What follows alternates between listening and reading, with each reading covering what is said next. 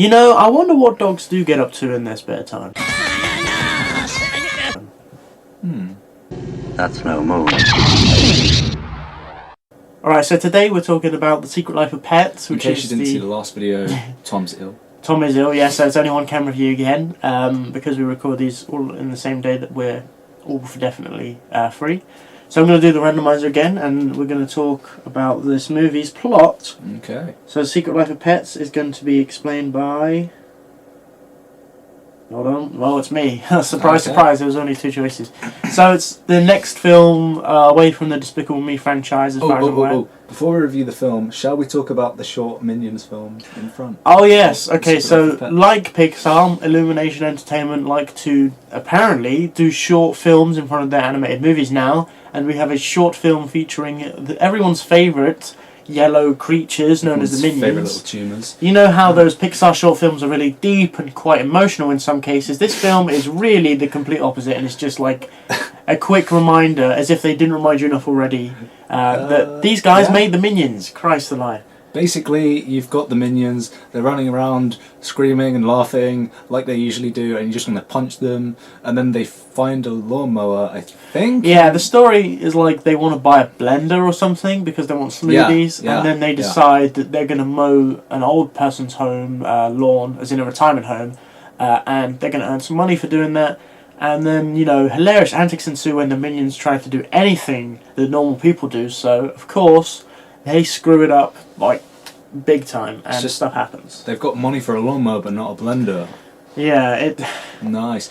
So yeah, overall that film was just poop. The short film was definitely not the highlight of the movie, but The Secret Life of Pets is about, you know, these pets in New York and their secret lives. You have Max, who is a dog that is very much in love with his owner, whose name is Katie, and in a Toy Story-like situation, one day she comes home and she has another dog. This dog is like 10 times the size of him and is named Duke. And of course, like in Toy Story again, Max does not want to share his owner. He wants all the affection for himself, and he hates this new dog from the very minute. And their relationship ends up getting them into a situation in which they are separated from their owner and they are far away from home, and they have to try and find their way back and work together, along with some other side characters who try to help them. Yeah. It was a decent movie. I really enjoyed this film. What I got from it was, you know, it was very clever in the way they set it up. You know, they had the humans leave, and the dogs can talk, just like in Toy Story, the dogs and the cats and everyone else. And it's like, yeah, it's a very good setup like that. And you know, when the humans are in the room and the dog's trying to talk to the human, like you can hear him physically barking, which is a nice touch to the film. So it was very clever the way they did it, and they sort of had like, you know, how dogs love different things, like how a dog loves, you know, his favourite ball, and they had a little joke about that. And they had jokes about, you know, how hamsters run away and get lost, or gerbils, and stuff like that. And it was very clever and very funny, and I enjoyed a lot about this movie. I think if you have a pet, or if you've had a pet in the past, you can relate to this, because I think a lot of kids will go, hey, I have a dog, my dog does that, maybe this will tell me why he does that. And it's quite a good idea, and it's probably going to make a decent amount of money, not just because it's, you know, Illumination Entertainment and it's their brand, but because the concept of this movie is very, you know, it's very universal. Everybody loves pets, everybody loves dogs, cats, and whatever. And you actually have some decent voice talent in this. Sorry, you have Louis C.K., I think, the American comedian who plays Max. You've got Kevin Hart as a little bunny rabbit, which he was brilliant. I'm not a fan of Kevin Hart. His movies especially. He's actually a decent stand-up comedian. Yeah, well, I'm not such a fan of his comedy either, but I can see the appeal. And he's very funny in this film, and I thought he was probably my favourite character. His best movie role. Which is, you know, saying something. He plays this sort of psycho rabbit who hates humans. Yeah, Max sort of meets him. Max and Duke meet him on their journey when they're captured by the dog pound, and he sort of, you know, he finds them and he's like, yeah, I'll rescue you, because he thinks that Max and Duke are like, well, I won't tell you like what happens because it is going to be a spoiler. But that was a very funny scene when they sort of joined this gang with Kevin Hart's character. Was it Snowball? I think it was Snowball. Yeah. So yeah, he was the highlight of the film for me. And you know, just all the jokes in this movie, that they all land. I mean, there's not a joke which I thought, well, that was a bit, you know, out there. Yeah. Yeah.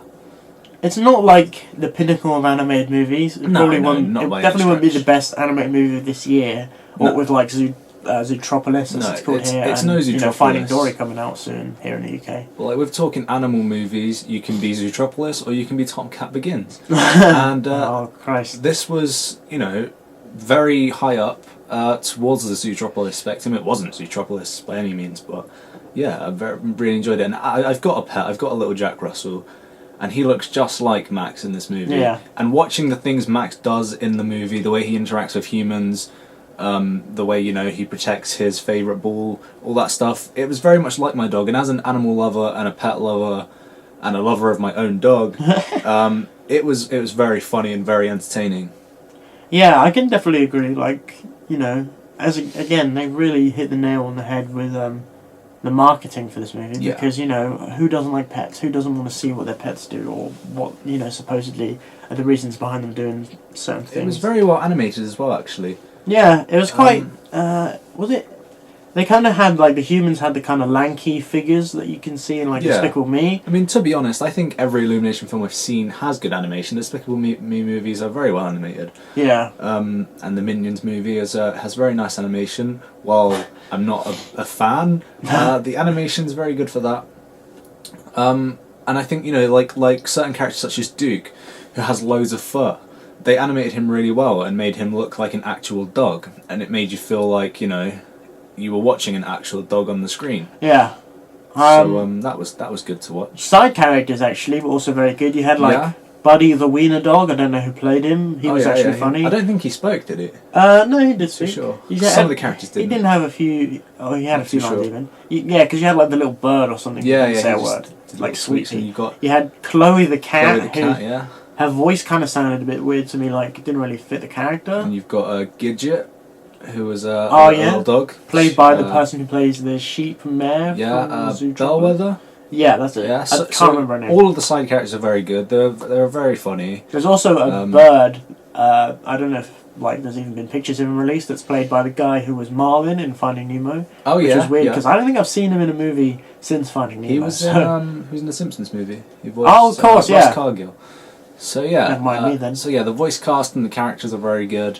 Like I said, Kevin Hart plays a very good. Which is strange because Sort of I thought he'd villain. be annoying as hell. Yeah, he's very good in it. You've got a great story, which is sort of it's like Garfield. Not Garfield. That's a shit. It's very movie. similar to Toy Story. Let's say Toy Story meets Madagascar. Yeah. Let's not go with Garfield. They do try and input some emotional moments that I don't think work too well. Towards the end, they feel very shoehorned in and they don't address them again. They're pretty big emotional, situations, but they just kind of go, oh no, this happened, and then they forget about it and move on. And the ending does feel a bit rushed. Yeah, slightly. But I can forgive it.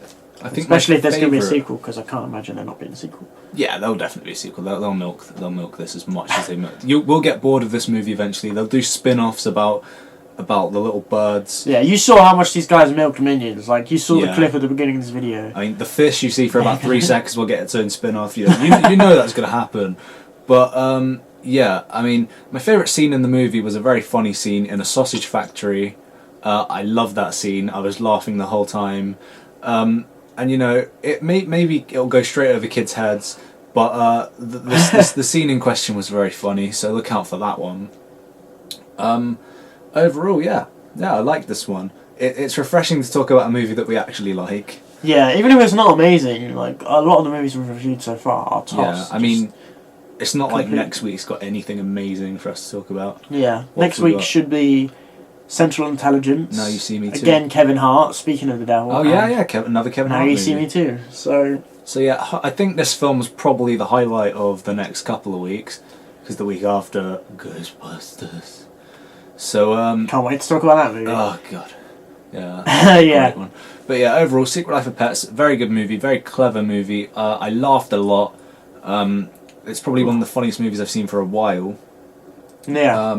And yeah, if you're a pet lover, definitely see it. If you like animals in general, definitely see it. Even if you don't, even if you just like animations and you just want to have a good laugh. Yeah, I like see a this I like movie. a good animated movie, and this is the best animated movie since Zootropolis, and no, we have not Yeah. had Finding Dory come out yet in the Yeah, UK. So unfortunately it's we haven't had that movie probably yet, but- not going to be as good as Finding Dory, just from what I've seen in the reviews. Yeah, yeah. But you know, people are biased against Pixar anyway, as much as I I'm love biased Pixar. against Pixar, you know. I'm very biased. But yeah, Illumination's no Pixar, but they're doing pretty well for themselves, and I think this one will make a pretty good franchise as long as they don't milk it like they have with Despicable Me. So yeah, thank you for watching this video. We'll be back next Monday With our review of Central Intelligence. Central Intelligence. Yeah. We'll Hopefully see. Tom will be here as well. He's not here today. Yeah, I think he'll be back. But if he's not, we'll still be here. Keep him in your prayers, I guess. I mean, Yeah. it's nothing too serious, but you know. Get #PrayForTom trending on Twitter. Okay, thank you and goodbye. It's a space station.